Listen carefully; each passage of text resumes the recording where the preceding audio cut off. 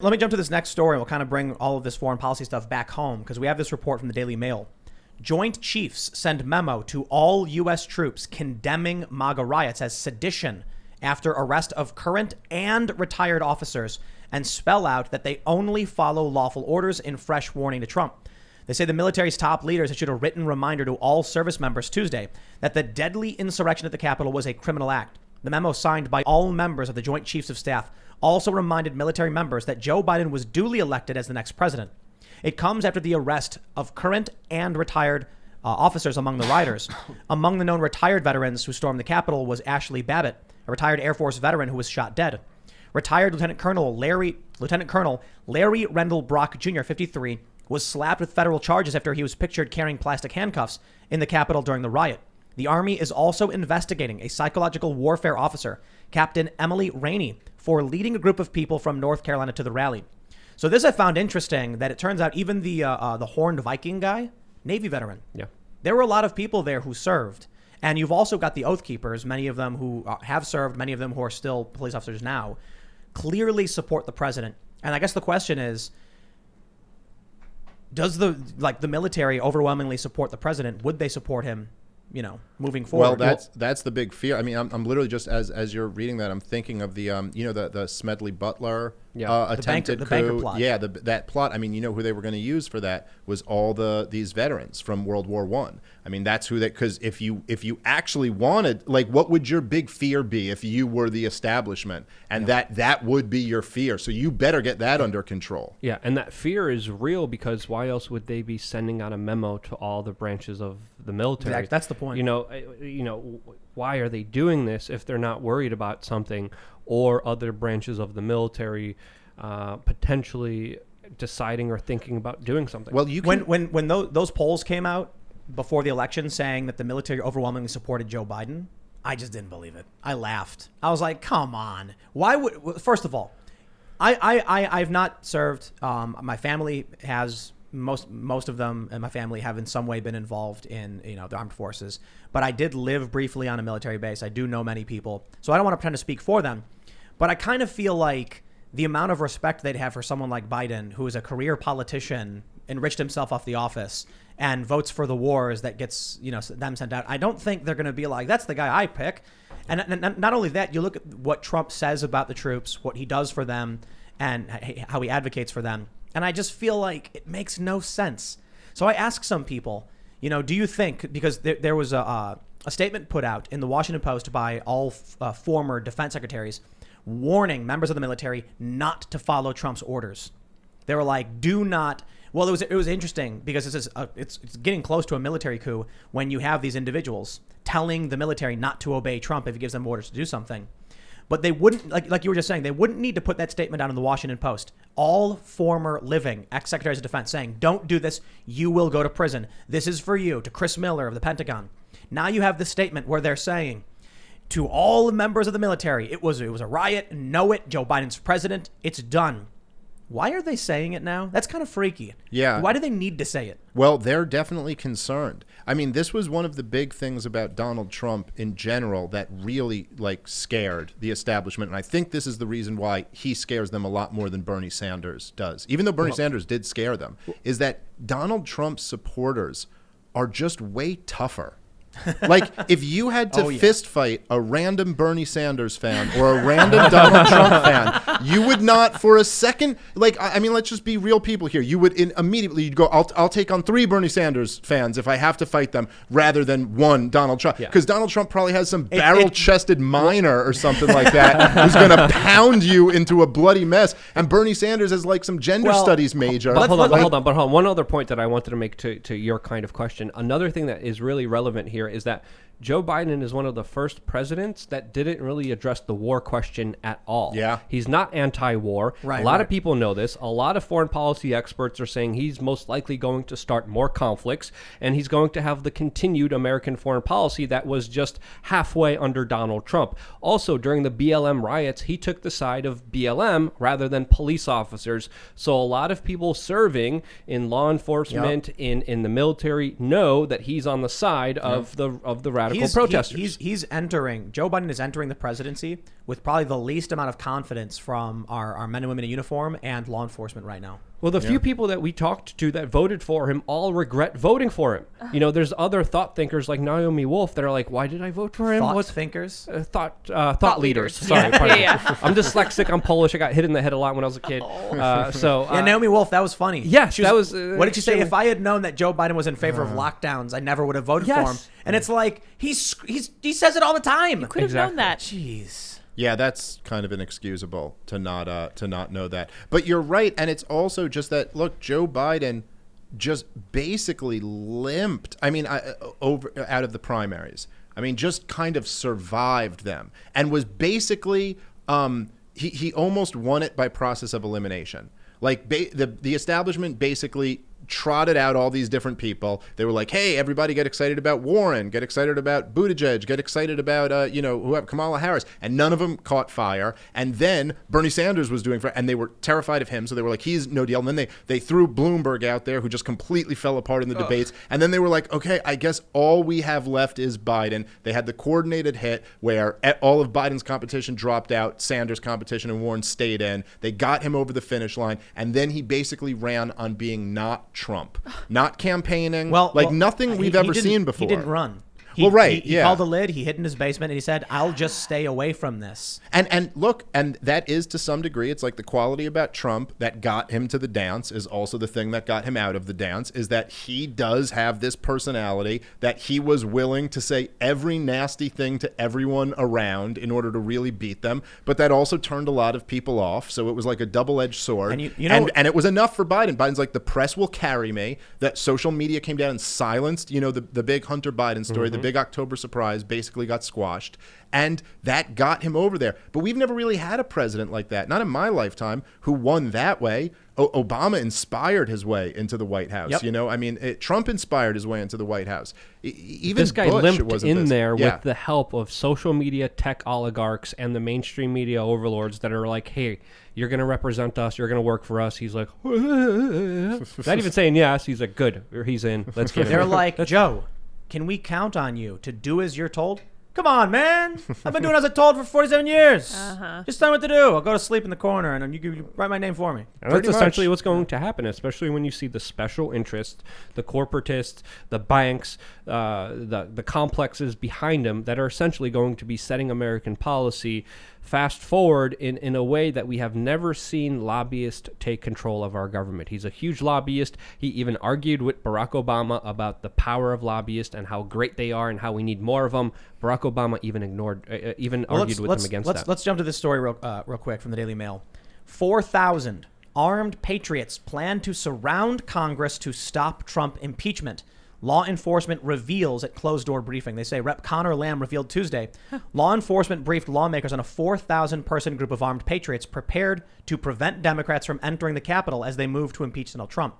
The threats we are facing are very specific, Lamb said Tuesday, as more National Guard are deployed to D.C. They have published rules of engagement, meaning when you shoot and when you don't shoot. This is an organized group that has a plan. In their minds, they are patriots. So this is now a contest of wills. Trump declared a state of emergency Monday night that allows the Department of Homeland Security and Federal Emergency Management Agency to coordinate with local authorities. On Monday night, new chiefs of Capitol Police told House Democrats they were looking into 3 separate plans to hold protests, including one described as largest armed protest ever to take place on American soil. But the most concerning is said to involve armed riders encircling the Capitol and blocking Democrats from entering, killing if necessary, so that Republicans are able to take command of government. I don't believe it. Yeah, I mean maybe, but let me put it this way. You mean to tell me that there's a large group of people defending Trump, defying Trump? That I don't quite understand. I've listened to what the Trump supporters have said, and they are repeatedly saying Trump never said storm the Capitol. Trump was still speaking at the event when they already started breaching the barricades. And then Trump said he said we're going to peacefully march and then cheer on politicians. That was already going down at the Capitol while Trump was speaking. Yeah. So I wonder if the people who were there, probably a lot of them were Trump supporters, but there are elements of the right that don't much care for Trump. They may be, I'll put it this way. There are people who are Trump supporters first. Trump says, go home in peace. Trump probably could have issued stronger statements, but Trump says we condemn the violence, go there peacefully, cheer on protesters. There are people who listened. You have this captain, Emily, I believe her name is Emily Rainey, who's being investigated. We just mentioned her. And she said she went there to hear Trump speak, and then they all got in their buses and left. There was that musician, what was his name, Ariel Pink, who said, I went to hear him speak, and then I went to my hotel and went to sleep. These are the people who like Trump, who listen to him, and when Trump says, go in peace, they do. But then there are other people who are not Trump supporters first. They're something else. So they go to the Capitol, they engage in this. I have to wonder now when they're saying they want to help Republicans take control of government. Who are these people that are willing to put themselves on the line for Mitch McConnell? I don't buy that. Yeah, it seems very hard. It seems very hard to believe. I mean, I suppose it's not impossible. It doesn't seem likely to me. There seems to be there's no strategy there. There's no way this could possibly work. I also do think that they are really trying to, one of the things that the establishment are experts at is exploiting a crisis. So when this thing with the Capitol building happens, you can see their eyes get wide. Okay, now we jump on this, and now what they're using is this argument, which is what the articles of impeachment were, going to be, that he incited an insurrection, that he's inciting violence. Now, certainly you can say that Donald Trump, by claiming the election was stolen, got a lot of people very worked up, and maybe that made them more willing to do something than they would be. But you could also say that framing the president as guilty of treason and a Russian asset, that would incite some violence. You could certainly say that some of the people on the left who have basically been saying for years now that cops are out there hunting black people for sport, and I'm no fan of the cops, but it's obviously just a lie. And that definitely incited a lot of violence. Obviously, Maxine Waters and all these other... But they only want to apply it to Trump. The double standard, I got to be honest. It's like every day I see something about the media, the lies, the double standards, and I'm just like, I think we all know. And anybody who's saying otherwise is lying. They're just right. lying. So listen, I think it's possible that there's a large group of people that are angry, but I think it's the equivalent of the people who voted against Trump. There are angry people who probably don't care about Trump and are against Biden. So it's entirely possible. There's a large group of people who have crazy plans, and I don't know where this is coming from. There's reports of armed Capitol protests and a inauguration protest.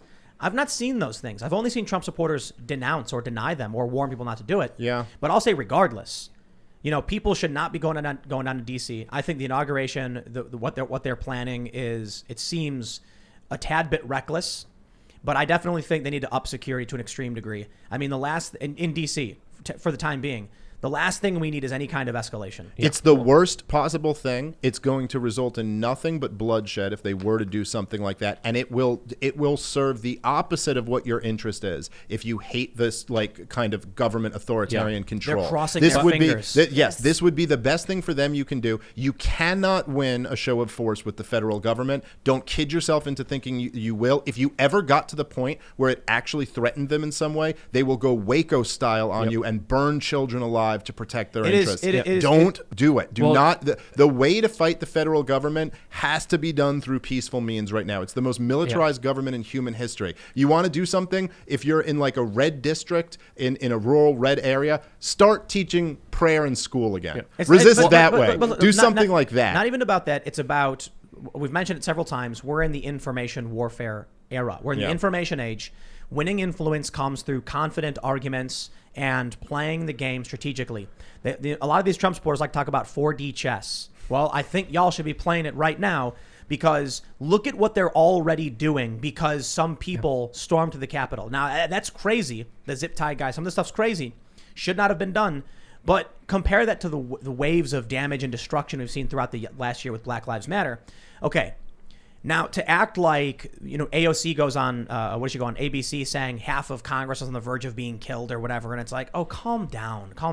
But you can see how they weaponize it. Yeah. It was one of the dumbest things people could have done. Well, you can't copy the techniques of the left, because they essentially have the mainstream media, social media, and a lot of the larger kind of cultural spokespeople that essentially send out these larger ideas that kind of justify it. Lydia sent us a video before about what happened to Rand Paul recently, where he was walking through a crowd and BLM protesters surrounded him, and with his wife, and in a screaming at very him. tense situation, but there was no outrage by the mainstream media But surrounding that specific incident. They were screaming at him about Breonna Taylor. Exactly. The Even bill, though he sponsored the bill for Breonna Taylor. Exactly. They're So trying to there's say her always name. Hilarious. so we got to understand there's crazy and there's bad actors in every group. Like we understand that. But the kind of thing that I'm worried about, and if I could be allowed to speculate, I don't like to speculate, but we know if we let politicians gain more power from emergencies, what's stopping them from creating emergencies to gain more power? And with everything coming up forward, I have this kind of feeling that there might potentially be either another grave escalation that could be planned and organized, or maybe even a false flag. But this is just something that I personally feel that we should keep an eye out for, because I think there's a huge potential to turn this already horrible situation to turn it a lot worse than it is already. I think talk of false flags is just going to help them more. If it's true that they want the emergency, then they will love to hear you claiming that they were the ones who were behind it, so they can say, now you're crazy and these people are crazy. No, look, there are crazy people. And Yes. I have seen people post crazy stuff online. I have heard crazy stuff from some of the craziest, Trump supporting. There are some stories out there. Reuters did a story where they interviewed a guy who said, if Trump just says the word, no, we don't want any of that. Trump's word was go in peace, and he condemned the violence. Yeah. The strategy now is it's propagandistic, it's persuasion, it's culture, it's influence. The Daily Wire put out this movie. That's what conservatives need to be doing. That's the battlefield right now, the hearts and minds of the people. On the ground reporting. Not going and trying to fight, like you said, the most militarized government. What you're we not need gonna to win do that is try fight. to de-escalate some of the crazies, some Agreed. of the bad Make actors. movies. But you and, also- and you don't Get de-escalate in by the culture. shunning them and attacking them and putting them in a corner where they get to grow and fester and not have their bad ideas challenged. So whether it's bad actors or radicals on the left or right, we have to understand that this era but of you- censorship yeah, you're is right. essentially creating more radicals and more people on the You're fringe. absolutely right about that, and this is what always happens. Like even on an individual level, right? Like psychologically speaking, it's like repression, and then it comes back out in some worse form. That's why you don't want to repress, like negative feelings. Thanks for checking out this clip from the Timcast IRL podcast. We do the show live Monday through Friday at 8 p.m. So come back to check us out when we go live. Don't forget to subscribe, hit the like button, hit the notification bell, and we are also available on all podcast platforms for free if you want to listen to us there. Thanks for hanging out, and we will see you all next time.